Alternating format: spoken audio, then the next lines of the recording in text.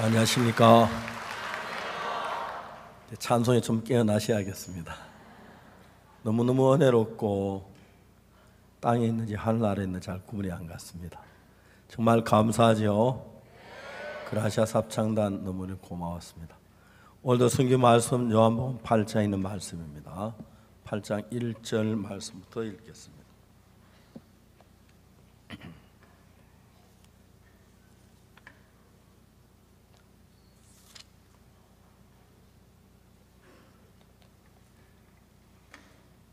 요한복음 8장 찾으셨으면 1절부터 제가 읽겠습니다.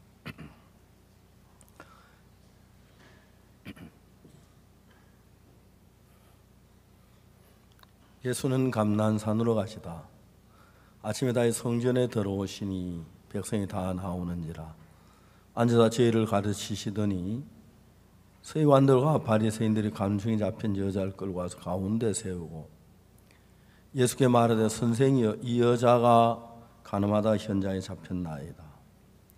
모세는 율법에 이러한 여자를 돌로 치라 명하였거니와 선생은 어떻게 말하겠나이까. 저희가 이렇게 말하면 고사할 조건 얻고자 예수를 시험함이라. 예수께서 몸을 굽히사 손가락으로 땅에 서시니 저희가 묻기를 마지 아니하는지라.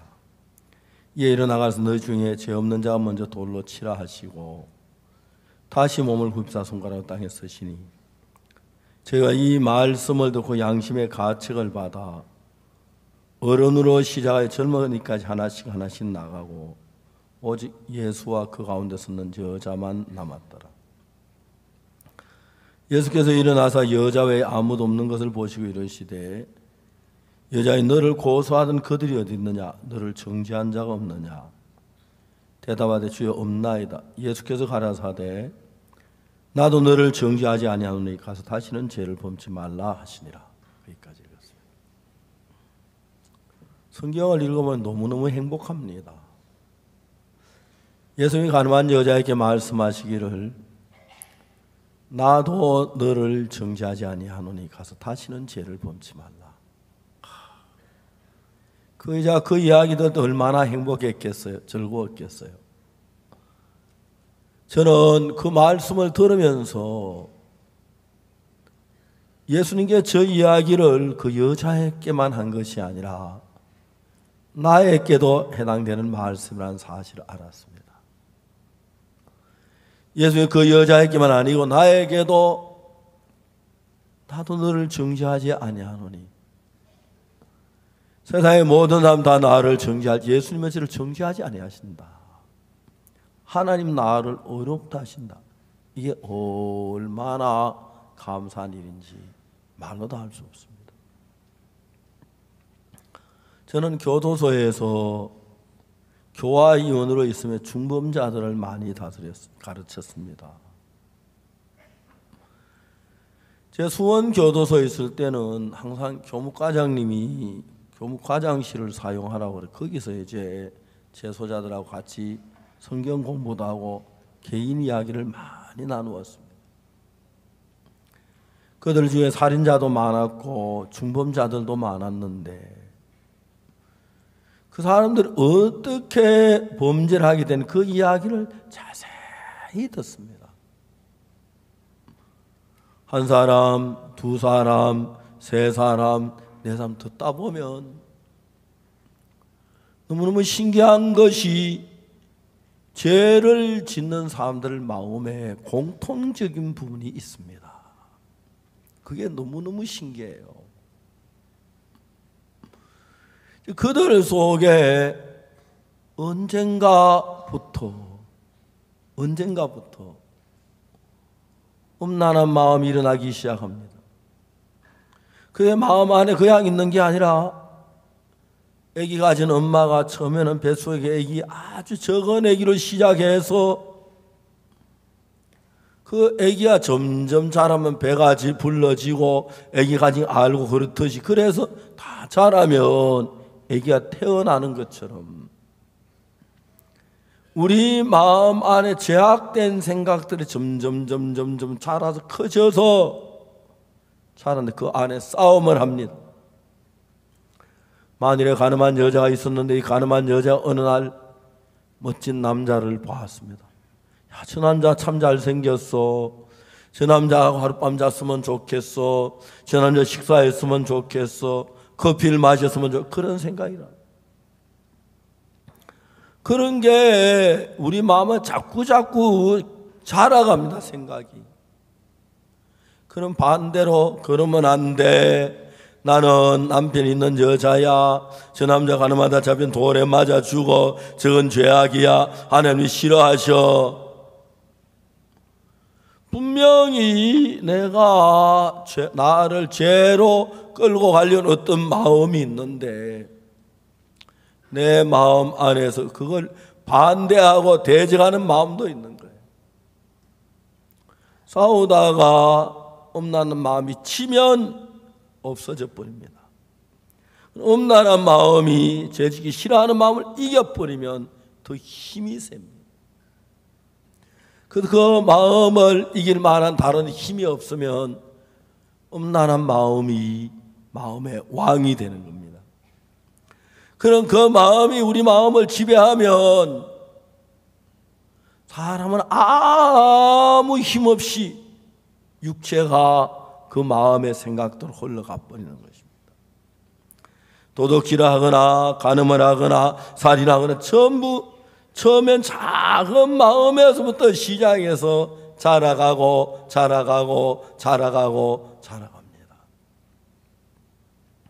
창세기 1장을 읽어보면 어떻게 시작되느냐면 이렇게 시작합니다. 태초에 하나님이 천지를 창조하시니라. 2절에 보면 땅이 혼돈하고 공허하며 흑암 깊음 위에 있고 하나님의 신은 수면에 운행하시니라. 땅이 흑암 혼돈하고 공허함의 깊은 흑암 속에 있어요.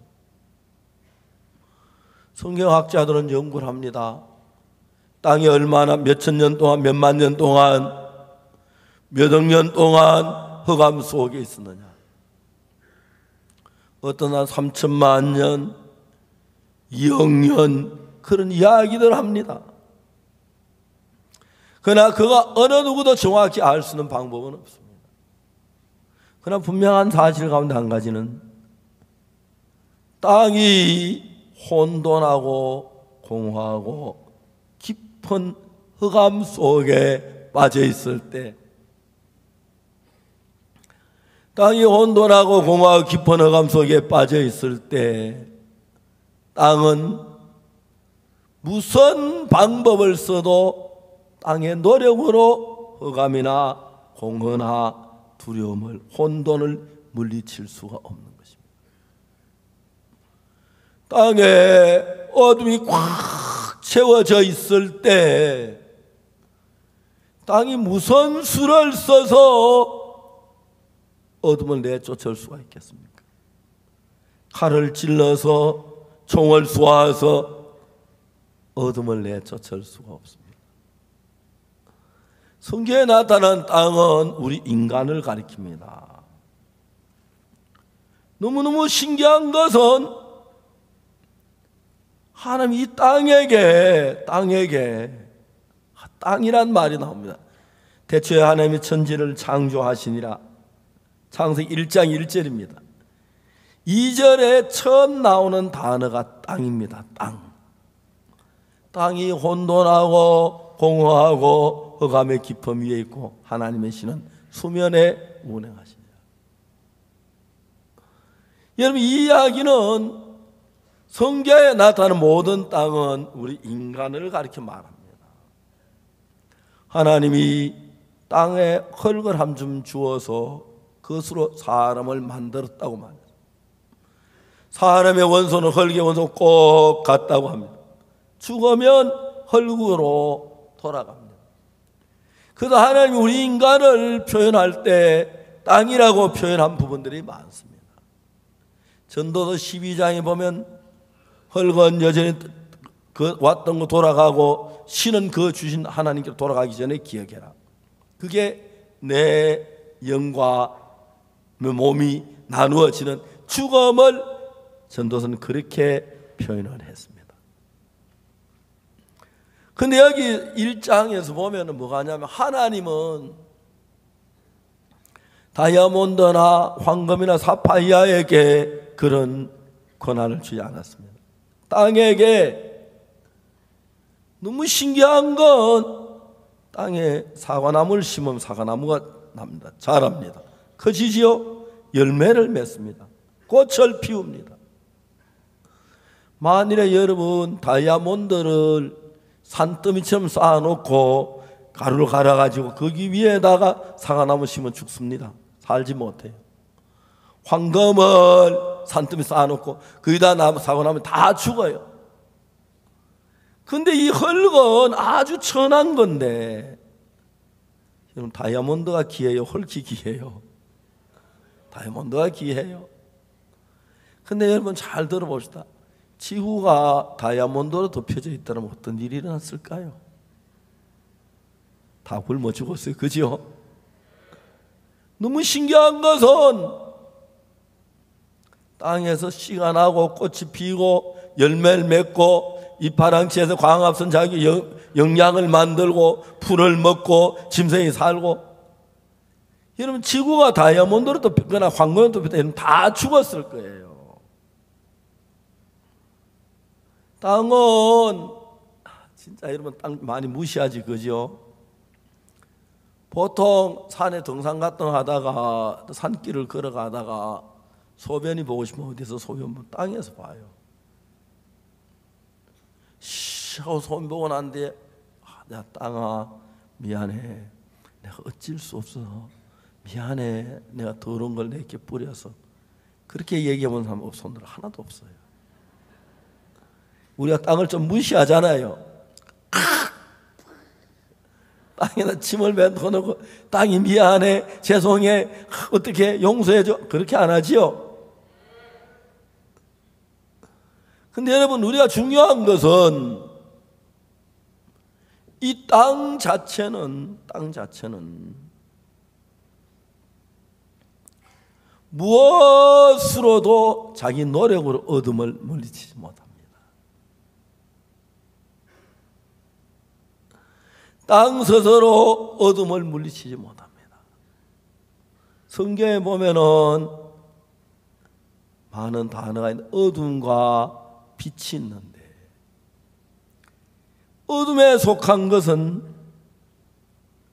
죄, 두려움, 슬픔, 근심, 절망, 고통, 괴로움, 이런 것들은 어둠에 속한 것들입니다. 반대로 사랑, 희망, 그리고 빛, 즐거움, 행복, 이런 것들은 빛의 소산입니다. 그러니까 여러분 우리가 땅이 혼돈하고 공허하고 흑암의 깊음 위에 있었다는 것은 어둠의 세력들이 땅을 정복하고 있다 하는 이야기입니다. 그런데 여러분 우리가 어둠에 깊이 잡혀있고 빠져 있어도 어느 누구도 우리 힘으로 그 어둠을, 그 슬픔을 물리칠 만한 능력이 없는 거예요. 저는 저희들 교회에 아주 젊은 부인이 오래전에 처음 교회를 나왔어요. 이 정도는 뚱뚱할 거예요. 제가 봐도. 의자에 앉으면 의자에 몸이 3분의 1만 있고 3분의 2는 의자 밖에 있어요. 그 부인이 저희들 교회에 나온 지 얼마 지난 뒤에 죄 사함을 받았어요. 예수님의 빛이 그 마음에 임했습니다. 어느 날 제가 교회에 지나갔는데 목사님 저 좀 보세요. 왜요? 제 이야기 좀 들어봐요. 그 부인이 하는 이야기는 참 불행한 부인이었습니다. 공대 건축과를 졸업했습니다. 훌륭한 건축 기사였습니다. 이 부인은 자기가 한평생 역사에 남을 만한 건축물을 이 땅에 남겨두고 죽는 게 소원이었어요. 그래서 이 부인이 훌륭한 건축가가 되기 위하여 건축회사에 취직을 했습니다. 월급도 괜찮고 삶이 좋았어요. 하루는 그 건축회사에 큰 빌딩을 짓는데 아침부터 저녁 늦게까지 건축하는 인부들이, 기사들이 가서 건축을 해요. 저녁 6시 반이 되면 전부 다 작업을 중단하고 집에 돌아갑니다. 그때 이제 건설회사에서 그 건축하는 걸 조사하러 오는 거예요. 자를 들고 설계도를 들고 자기 위에 남자 상관하고 둘이 8층, 7층, 6층 전부 다 자료에 정확하게 건축해서 그 조사를 해요. 그때 건물에 아무도 없는데 8층에 내려가 7층에서 그 남자가 여자를 끌어안았어요. 건물에 아무도 없는데 여자는 불행히도 강간을 당했어요. 너무너무 억울하고 분한데 고발할까 회사 이야기할까 생각하다가 그렇게 하면 자기가 강간당하고 부끄러울 것 같아서 숨기고 그날부터 마음이 어두워지기 시작했어요. 평소에 생리가 부정하게 해서 임신했다고는 상상도 하지 않았는데 몸이 이상한 걸 느껴서 아니야 아닐 거야 아닐까 하다가 임신 테스트를 해보니까 임신이 된 거예요. 너무 놀랐어요. 밤새도록 생각 고민을 했어요.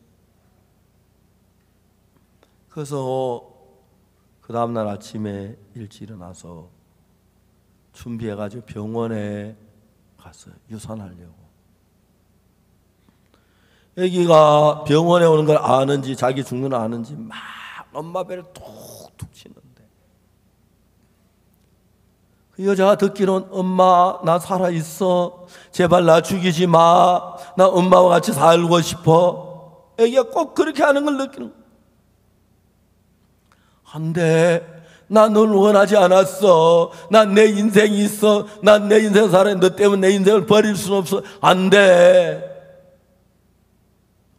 병원에 와서 차를 내리고 복도로 걸어 들어가는데 아기가 막 죽을 듯 살 듯 자기 배를 막 계속 쳐서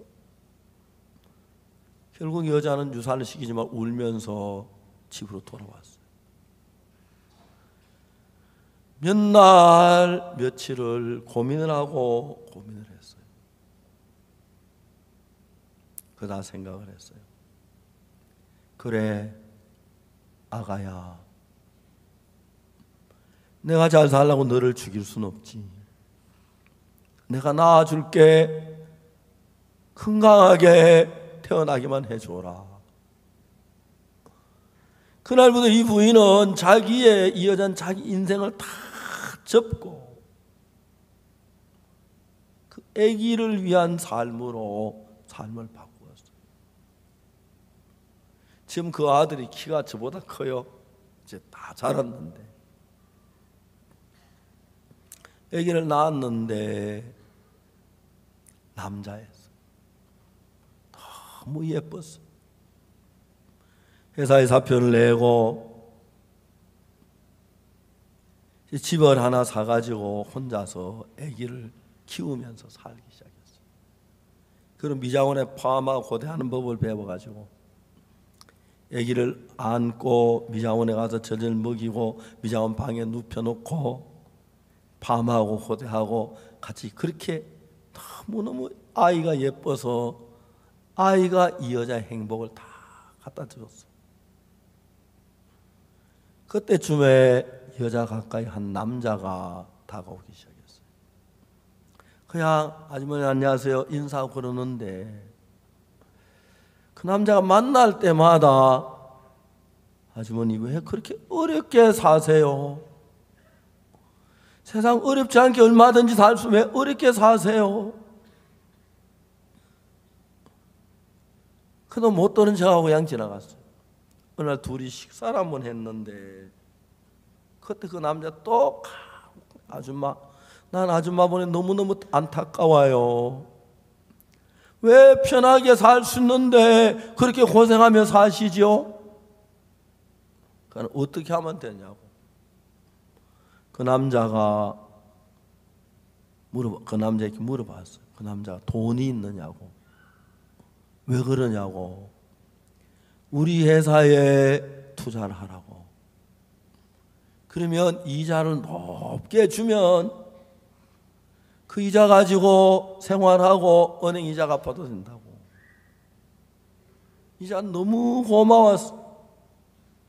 은행에 가서 자기 집을 담보로 하고 돈을 뺄 수 있는데 다 빼가지고 남자에게 건다 줬어요. 남자가 한참 계산하더니 매월 5일마다 아줌마 통장으로 이자가 이만큼 들어간다. 그 돈이면 너무너무 잘 살고 은행 이자도 갚을 수 있는 돈이 너무 좋았어. 안타까운 건 그날 그 남자는 돈을 가지고 먼 나라로 도망을 가버렸어. 전화가 안 돼요. 아닐 거야, 아닐 거야. 근데 하루, 이틀, 사흘, 한 달, 두 달 결국 쏘갔어. 이제 문제는 은행 빚을 갚지 못하면 집을 차압당하는데 방법이 없는 거예요. 저녁에 자리에 누우면 잠을 자야지 하는데 막 생각이 꼬리를 물고 생각이 꼬리를 물고 막 그래가서 밤새도록 잠을 못 자. 많이 자면 잠깐 잠들 깨는 것도 20분 자고 깨고 15분 자고 깨고 그래. 어느 날 이 여자가 자기 몸이 너무 비대했다, 무거워졌다는 느끼고 저 위에 올라가 봤는데 60kg가 넘는 거예요. 어머, 내가 60kg가 넘어. 근데 인정사정 안 보고 저울 바늘이 올라가는 거예요. 70kg, 80kg, 90kg, 100kg, 110kg, 120kg.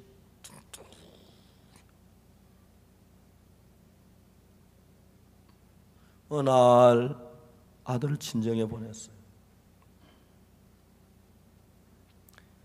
이제 왜 내게는 불행한 일만 생기지? 첫 번째 강간당하는 슬픈 일이 생겼고 그 다음에 또 이제 돈을 잃고 이거 뭐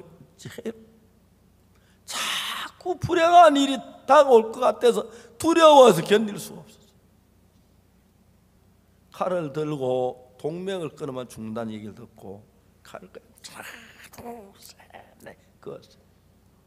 피가 출출 흐르는 거 기절해가지고 죽어가고 있었어요. 근데 친정 아버지가 집에 와서 문을 두드렸는데 문이 안으로 잠겨 있는 거예요. 아무리 두드려도 인기척이 없어서 창문을 깨고 들어가 보니까 딸이 피를 죽어가고 있어요. 119 불러가지고 딸을 살리기로 했는데 불행한 일은 거기서 끝나질 않았어요. 손을 그으면서 신경을 끊어가지고 왼손을 쓸 수가 없어요. 얘는 파마도 고대도 못해요. 살 길이 너무 막막해요. 자기 몸을 보니까 자기 같지 않은 눈뚱도 옛날에 날씬했는데 이거 막 고리라 갖고 막 싫고 근데 살 방법이 없어. 백화점에 찾아가서 매니저를 만났어요. 울며 자기 지난 모든 일을 이야기했어요. 그러면서 내가 왼쪽 손을 쓸 수가 없지만 무슨 일이라도 시키면 정성 다해 일거리를 좀 달라고. 매니저가 너무너무 불쌍해서 백화점에 많은 상품을 싣고 온 상자가 있는데 그 상자를 치우는 일을 시켰어요. 박스를 손으로 끌고 와서 펴가지고 쌓아놓는 그런 일을 하면서 한 달에 조금씩 돈을 받으면서 어렵게 살면서 저희 교회를 나왔어요. 저희 교회에 나온 며칠 후에 이 아주머니가 우리 교회 젊은 청년하고 이야기를 하면서 청년이 아주머니에게 어떻게 죄가 사해지는지 그 이야기를 듣고 그날 죄 사함을 받았어요. 죄 사함을 받고 이 부인은 너무너무 행복했어요. 그날 저녁에 집에 가서 15분, 10분밖에 못 자는데 20분 잠을 잤어요. 너무너무 행복해. 죄송합니다. 2시간 잠을 2시간. 15분, 20분밖에 못 잤는데 2시간 잠을 자니까 너무 행복해. 그 다음엔 3시간, 요즘은 하루에 7시간씩 잠을 자는데 그렇게 행복해. 어느 날 돈이 좀 생겨가지고 한 몇백만 원 되는 돈인데 은행 지점에 가서 그 직원의 그 돈을 가져갔어요.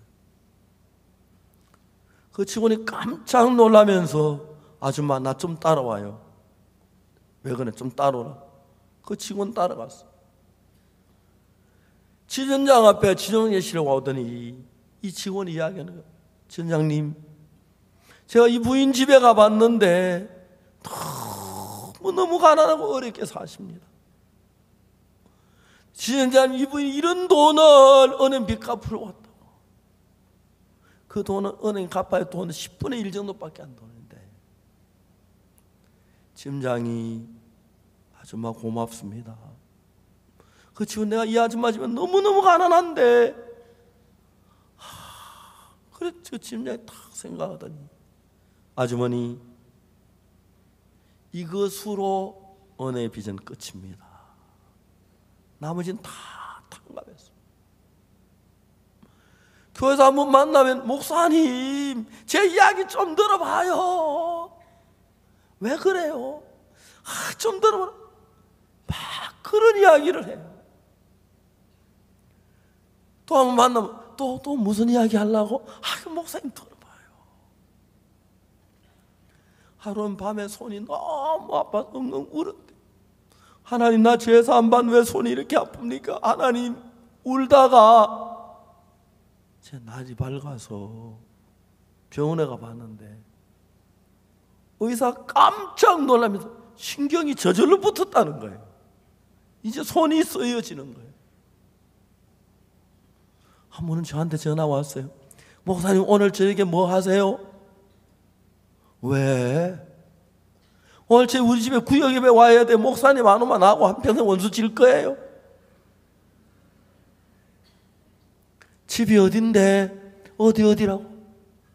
그 예배를 가서 형제자매는 모여있어요. 전 집을 몰랐는데 우리가 서초구에 사는데 이 부인이 서초구청에서 낡은 아파트를 샀어요. 우리 서초구청은 돈이 아주 많아요. 그래야 그 낡은 아파트를 다 수리를 해가지고 어려운 불쌍한 구민들에서 아주 싼 값으로 아파트 세금을 주는 거예요. 서초구청 참 착하죠, 그죠? 이 자매님이 처음에는 지하실에 당첨됐는데 지하실도 너무 고마웠는데 2층에 누가 돌아가다 만 돌았다 하면서 자기 2층에 들어가 2층이 너무 좋다. 목사님 제가 집 보러 와서 한번 울고 이사하는 날 울고 그 마음에 행복이 가득해요. 최근에 몸이 좀 안 좋다고 자기를 보호해 주는 부인이 있는데 그 부인은 이 아줌마 뚱뚱한 그래 보호를 받으며 사는데 교회를 데리고 와서 그 부인을 그 부인도 예수를 믿어요. 그냥 죄사 하나 받은 것밖에 없는데 이제는 큰 아들 데리고 다니면 그렇게 행복해하고 즐거워해요. 우리가 예수님이 우리 속에 일을 하고 싶어도 우리하고 예수 사이에 죄가 가르면 일을 못한대. 죄 사함 받고 나면 가난해도 가난한 줄 모르고 어려워도 어려운 줄 모르고 너무너무 행복하게 사는 거예요. 그래서 여러분, 땅이 혼돈하고 공허하고 흑암이 깊은 위에 있는 깊은 흑암 속에 있는 땅인데, 하나님께 땅에 있는 어둠을 다 물리치셨어요. 하나님이 가라사대 빛이 있으나 빛이 있었고, 하나님이 가라사대 빛이 있으라 하시면 빛이 있었고라는 그 말은 빛이 있으라 하시면 어둠이 물러갔고 하는 얘기가 똑같아요. 그런 부인들, 그런 분들을 만나면 자주자주 제 생각이 나요. 제가 옛날에 구원받기, 제산 받기 전에 제소에 있을 때 얼마나 불행하고 얼마나 슬퍼 그랬는지 모르는데, 죄 사함을 받고 난 뒤에 너무 행복한 것은 수많은 사람 앞에 어떻게 예수님의 피로 죄 사하신 것을 이야기할 수가 있고, 이야기를 듣는 가운데 죄 사함을 받은 그 마음에 빛 대신 예수님의 빛이 들어가면서 어둠이 물러가는 거예요. 슬픔이 물러가고 절망이 물러가고 고통이 물러가고 괴로움이 물러가고 막 어두운 생각들이 물러가고 그때 밝은 빛이 오는 거예요. 기쁨이 있고 사랑이 있고 감사가 있고 은혜가 넘치고. 그래서 여러분, 땅이 흑암 속에 있는 땅인데 땅이 무슨 일을 한 것이 아니라 하나님이 가라사대 빛이 있으라 하심에 빛이 있었고, 그 말은 어둠이 물러간 거예요. 만일에 여러분 우리가 하나님을 만나면, 만일에 여러분 우리가 예수님 피로 죄 사함을 받으면 여러분이 누구든지를 불문하고 여러분 마음에 빛이 들어오게 됩니다. 오늘 저녁 우리는 아침에도 얘기해서 사마리아 가늠한 여자 이야기를 읽었습니다. 가늠한 여자가 가늠하다 잡혔으며 돌에 맞추어 끄기에 끌려가고 있었습니다. 그러다 예수님을 만납니다. 여자가 처음에는 마음에 음란한 마음이 가득 차 있었고, 음란한 마음이 여자를 돌에 맞추도록 만들어 돌에 맞추게 끌려다니고 있었습니다. 음란한 마음이 가득할 때 여자 마음이 어두운 더러운 음란한 마음이 차 있습니다. 가늠하다 잡힌 뒤에 이 여자는 정말 절망, 두려움 그런 게 가득했습니다. 그것들 전부 다 어둠의 소산입니다. 어느 누구도 이 여자를 어둠에 건져낼 줄차가 없었습니다. 예수님을 만났습니다. 너희 중에 죄 없는 자가 먼저 돌로 치라 하시고 예수님이 여자에게 말했습니다. 여자여, 너를 고소하는 그들이 어디 있느냐? 너를 정죄한 자가 없느냐? 주여, 없습니다. 주여, 없습니다. 나도 너를 정죄하지 아니하는 가서 다시는 죄를 범치 말라. 여자는 꼭 돌에 맞아 죽을 줄 알았는데 돌이 날라와 머리를 때리고 머리가 깨지고 피가 흐르고 그렇게 해지고 그 자리에 쓰러져 죽으면 돌무더기 좀 비참한 절망밖에 없었는데, 너희 중에 죄 없는 자 돌로 치라 다 산 떠나갔습니다. 예수님이 여자에게 물었습니다. 여자여, 너를 고소하는 그들이 어디 있느냐? 너를 정죄한 자가 없느냐? 여자가 고개 숙여 일어나서 눈을 들어 사방을 봐서 아무도 없습니다. 예수님께서 말씀하셨습니다. 너를 정죄한 자 없느냐? 여자가 주여, 없습니다. 마지막에 예수님 말씀, 나도 너를 정죄하지 아니하노니 가서 다시는 죄를 범치 말라. 나도 너를 정죄하지 아니하노니. 그 이야기 들을 때 여자 마음에 두려움이나 슬픔이나 절망이나 고통이 다 떠나가고 예수님을 향하여 말할 수 없는 감사가, 말할 수 없는 기쁨이, 말할 수 없는 고마움이 가득 차. 두려움, 음란, 슬픔, 절망 이런 것은 어둠에 속한 것이고, 감사, 기쁨, 행복, 사랑, 즐거움 그건 빛의 솟아. 예수님의 말씀이, 하나님의 말씀이 있으니 어둠 속엔 땅이 빛이 있었던 것처럼, 어둠이 물러간 것처럼, 이 여자가 예수님 만나기 전에 그 마음에 음란한 마음이 가득 찼었고, 두려움이 가득 찼었고, 슬픔이 가득 찼고, 괴로움이 가득 찼는데 막 은혜가 넘친다는 거예요. 오늘 아침에 이가훈 목사님하고 통화를 했는데,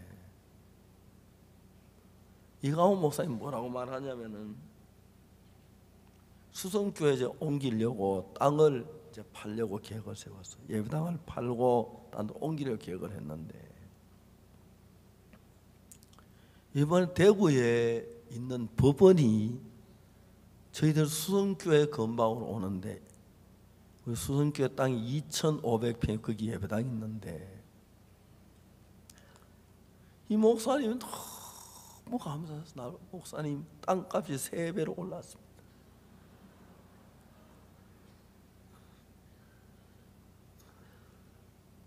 지금 땅 평당 500만 원 겨우 하는데, 거기 법원이 들어오고, 법원 직원들 아파트가 들어오고, 그 다음에 뭐 그 변호사 사무실이 들어오고, 아침에 하여튼 저는 길어 복된 소리 많이 들어요. 이 목사님 얼마나 감사해야 하는지. 저녁 때반에 가보니까 이제 가서 구청에 가서 뭐 그게 다 확인하고 그래 왔다고 그러면서 땅값이 3배나 오르니까 좋겠지, 그죠? 하여튼 우리가 그 팔아서 다른 곳에 우리가 옮기려고 했는데, 우리가 옮기고 난 뒤에 올라갔으면 얼마나 쏙쏠했겠어요.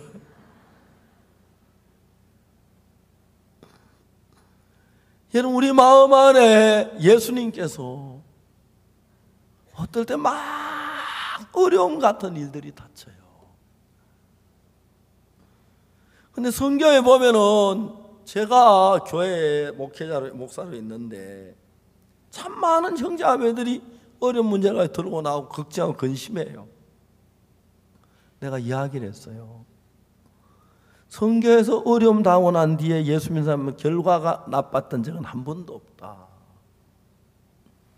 예를 들어 요셉은 자기 형님들하고 전부 집에 있다가 어느 날 몰래 팔려가 애굽으로 종으로 팔려갔다.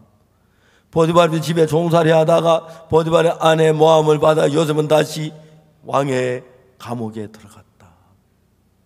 술 마던 간녀 떡 굽는 간녀 꿈을 해석해 주었다. 근데 그대로 술 마던 간녀 살고 떡 굽는 간녀 죽었다. 술 마던 간녀 요셉은 잊어버렸는데, 얼마 지난 2년이 지난 뒤에 왕이 꿈을 꾸었는데 살찐 7암소와 살찐 7이삭이 나오더니 빼빼마른 7암소와 빼빼마른 이삭이 나와서 다 잡아먹더라. 이 꿈을 알고 전국의 술객들과 박사들 불러도 아무도 모르는 거예요. 술 마던 간정이 요셉이 생각나서 왕에게 나가 이야기를 했어. 내가 옛날에 죄를 지어 감옥에 있을 때 이스라엘에 온 아들 소년 하나가 있는데 그 꿈 그대로 나는 살고 술맛 떡꾸는 가는 자가 죽었습니다. 바로왕이 당장 데려가 그 꿈을 해석하라는 거예요.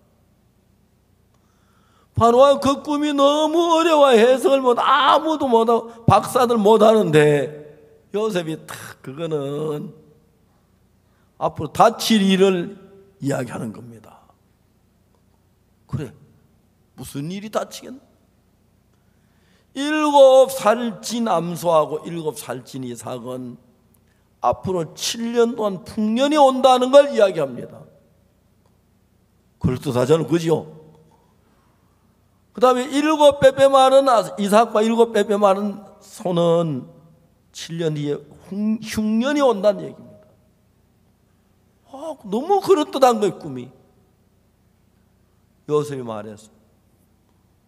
왕은 이제 지혜로운 자를 세워서 이 나라를 다스리게 하시되 7년 풍년 동안에 곡식을 구워두어서 각 성에 쌓아놓게 하세요. 그러면 흉년이 와도 7년 풍년 남은 곡식까지 먹으면 사람들이 멸망을 당치 않습니다. 왕이 막 너무 지혜로운 거예요. 꿈의 해석도 지혜롭게. 왕이 그것을 마음에 감동을 받았어요. 그래야 요셉에게 말하기를, 이렇게 하나님의 신에 감동된 사람 우리가 어떻게 구할 수가 있느냐. 너는 이 나라를 다스리라. 나는 그 자리만 높은 자리에 앉아있고, 자기 인장 반지를 빼가지고 요셉에 끼워주면서, 그 반지는 왕이 모든 결제할 때 도장 찍는 인장 반지에 그 도장을 주고, 자기 타는 버금수레에 태우고, 그 다음에 막 제일 높은 총리를 만들어주는 거예요. 그때 기근이 풍년이 애굽만 있는 게 이스라엘이었어요. 근데 이스라엘은 양식 쌓아두지 못하고 요셉이 가서 온 성마다 양식을 잔 산더미처럼 쌓아놓았어. 그 7년 지난 흉년이 왔는데 그 양식 가지고 먹으니까 애굽 사람이 다 사는 거예요. 근데 그때 자기 형제들이 가나안 땅에, 이스라엘 땅에 흉년이 들어 먹을 게 없으니 양식 사러 왔다 요셉을 만났어. 형님, 요셉이 형님 내가 요셉이다. 형들이 깜짝 놀라 현기증하면 다 쓰러져. 당신들이 나를 이곳에 팔았으므로 한탄하고 근심하지 마십시오. 하나님이 나를 애굽의 총리를 세워서 애굽을 건지고 우리 가족들을 살리려고 이랬으니까 나를 이곳에 보낸 사람은 당신들이 아니요 하나님입니다. 어서 가족들 데리고 와서 여기 삽니다. 그래서 그들이 굶어 죽여 살 수 있도록 그런 일을 했으니까. 처음엔 요셉이 감옥에 가는 것 같고 종살이에 슬퍼 보였지만 그걸로 애굽을 다 살리고 자기 가족들 살리고 얼마나 귀한 일이었습니까? 저는 이런 이야기가 성경에 무지무지하게 많아요. 그래서 여러분, 우리도 구원받은 우리도 때때로 어려움 있고 고난 당하고 염려에 근심스러운 일이 있지만 절대로 하나님의 사람에게는 아무 이유 없이 근심이 닿지 않고 그 근심은 나중에 더 복되고 영광스러운 일로 바꾼다는 사실을 정확하게 알 수가 있었습니다. 너무너무 행복한 거예요. 우리가 죄를 씻는 게 아니고 우리가 제사함 받는 게 아니에요. 난 가만히 있었는데 예수님이 십자가에 못 박히 우리 죄를 다 씻어 놓은 거예요. 그래서 이제는 그 예수님과 마리아 마르다 마음이 같아지듯이 하나님과 우리가 마음만 같으면 돼요. 사도행전 13장 22절에 이런 말씀이 있어요. 패하시고 내가 2세에 다윗을 왕으로 세우시고 정가에 가라사대 내가 2세의 아들 다윗을 만나니 내 마음에 합한 자라. 합한 사람, 내 뜻 다 이루게 아니라. 성경에 보면 하나님의 말씀은 하나님의 마음인데 우리 원래 마음은 하나님의 마음하고 달라요. 그런데 내가 어떤 학생하고 가요. 야, 정신되면 우리 밥 먹고 가자. 예, 식당에 들어갔어요. 넌 뭐 먹을래? 난 짜장면이 좋은데. 아, 그래? 난 볶음밥 먹을게. 아, 그럼 저도 볶음밥 먹을게요. 그럼 나하고 마음이 같아지는 거지, 그죠? 어떤 사람 짜장면 아니면 죽는 사람이 있는데 그러면 안 되지만 얻어먹는 볶음밥 먼저 볶음밥 먹으면 되지, 그죠? 그제 마음을 같이 하는 거예요. 여러분, 나는 때로 진짜 짜장면 먹고 싶은데 같이 가면 볶음밥 먹으면서 그 볶음밥도 괜찮은데 짜장면이 더 좋은데 나 볶음밥 먹자. 그러면 마음을 바꾸는 거예요. 나하고 옆에 사람은 나는 막 죽어도 짜장면, 그게 아니고 마음 바꾸면 얼마든 좋은지, 옆에 같이 마음을 같이 할 수 있는 것처럼, 어떨 때 난 이렇게 하고 싶지만 옆에 사람이 그래 나 그래도 괜찮아. 그렇게 마음을 바꾸듯이 내 마음은 이런 마음을 가지고 있는데 예수님의 마음을 성경이 이렇구나, 그걸 찾는 거예요. 내 마음은 죄가 가득하고 죄가 있는 사람인데 성경은 예수님은 우리 죄를 다 사했다고 그래요. 나도 예수님 마음같이 예수님 우리 죄 사했다면 내 죄 사한 게 맞아, 내 죄도 사했어요. 그러면 예수님과 마음이 같은 거예요. 알겠습니까? 성경에 예수 우리 죄를 다 사했다 하는데 아닙니다, 나는 죄인입니다. 그러면 예수님은 다른 마음이에요. 그런 사람 속에는 예수님이 일을 하실 수가 없습니다.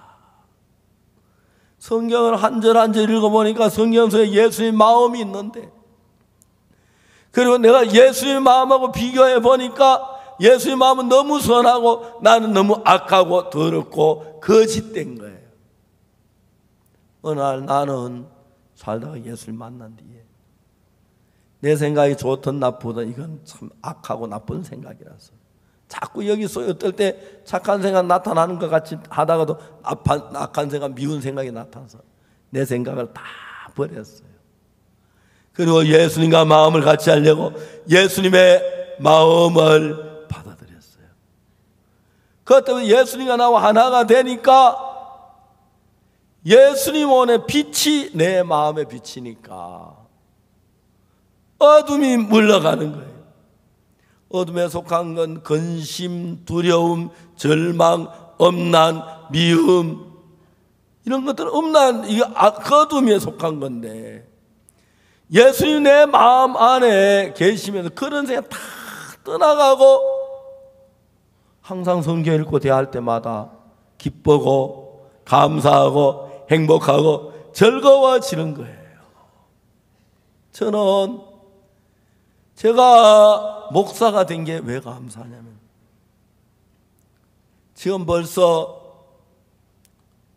개소에서 매일 지금 잠실에서 하고, 그 다음에 우리 강남에서 하고, 대전에서 하고, 그 다음에 전주에서 하고, 이번에 인천에서 하고, 다음엔 대구에서 하고, 그 다음에는 피지에서 하고, 계속 이어졌어요. 근데 너무너무 행복한 것은 많은 사람들이 이 말씀들, 죄 사함을 받는 거예요. 그들이 행복해지는 거예요. 아까 제가 뚱뚱한 그 아줌마 너무너무 행복해. 저희들 그런 사람 너무너무 많아요. 절망 속에 있다가, 고통 속에 있다가, 괴로움 속에 있다가 예수님을 만나면서 거기서 다 벗어나고 너무 행복하게 지나는 거예요. 저는 목사가 돼서 이런 말씀 전하는 게 너무너무 행복해요. 이번에 독일에 갔었는데 콩고에서 목사님 한 분이 찾아왔어요. 자기는 죄인이래요. 요한일서 1장 9절을 펴서 얘기해요. 그래서 만일 우리가 우리 죄를 자백하면 자기는 늘 죄를 자백한대요. 그래서 내가 물었어요. 만일 우리가 우리 죄를 자백하면 그 밑에 뒤에도 한번 읽어버렸겠어요. 그 뒤에 만일 우리가 우리 죄를 자백하면 저는 미쁘시고 오히려 보사 우리 죄를 사하시며 모든 불의에서 우리 깨끗게 하실 것이요. 요 뒤에 것 모르고 앞에 것만 알고 있었어요. 매일 죄를 자백하고 죄인이라고 그랬어요. 자, 여기 봐라. 자백하면 우리 죄를 사하시고 모든 물이 깨끗게 한다고 했잖아요. 그렇기 때문에 자백이 이미 이렇게 됐어요. 깜짝 놀래. 진짜 그러는데 내가 이 성경을 왜 몰랐는지 모르고 내가 목사인데 그러면서 막 그렇게 기뻐하는 거예요. 사람들이 죄 사함 받고 기뻐하는 거 보면 저도 너무너무 행복해요. 여러분 죄 사함 받았습니까? 너무너무 행복한 목소리들입니다. 오늘 참 많은 교회 성도들이 예수님 믿는다고 하지만 예수 십자가에 우리 죄를 사한 걸 믿지 못하기 때문에 늘 죄 속에 사는 사람들이 있는데, 성경 말씀은 우리 죄가 다 사해졌다고 하면서 제3의 확신을 가지도록 우리 것 중에 너무너무 감사하고 놀랍습니다. 그 말씀 우리 마음에 임하시면 우리 마음이 빛에 속하고 밝아지고 행복해지고, 가늠한 여자 속에 갖가지 두려움과 슬픔과 괴로움이 있는데 예수님 만나니 그 괴로움 슬픔 다 떠나고 감사한 마음, 고마운 마음, 기쁜 마음, 살았다는 마음으로 예수님 금방 바꿔주십니다. 예수 믿고 죄 사함을 받으면 여러분 마음은 금방 어둠이 물러가고 밝고 복되고 영광스러운 마음으로 가득 차게 되기를 바랍니다. 저는 1962년도 예수님 만났습니다. 그날 이후로 이제 올해가 이젠 수많은 세월이 흘렀습니다. 근데 너무너무 행복한 거예요. 행복한 거예요. 죄 사함을 받고 내 모든 죄의 짐을 벗고 예수와 더불어 복되게 사는 게 너무 감사해서 하나님께 영광을 돌립니다. 사랑하는 여러분, 우리 주 예수님께서 우리 죄를 사하신 걸 믿으십시오. 그리고 행복한 가운데 빛 가운데 사시고 여러분 마음의 모든 어둠이 예수님으로 말미암아 물러갑니다. 가늠한 여자 속의 모든 절망과 고통과 모든 걸 물리치고 기쁨과 감사를 채웠던 예수님, 오늘 저 여러분 모두에게도 여러분 모두 죄를 사하고 밝고 복된 마음을 주셨으니까 감사히 기쁘게 사시는 여러분 되시기를 바라겠습니다. 기도하겠습니다.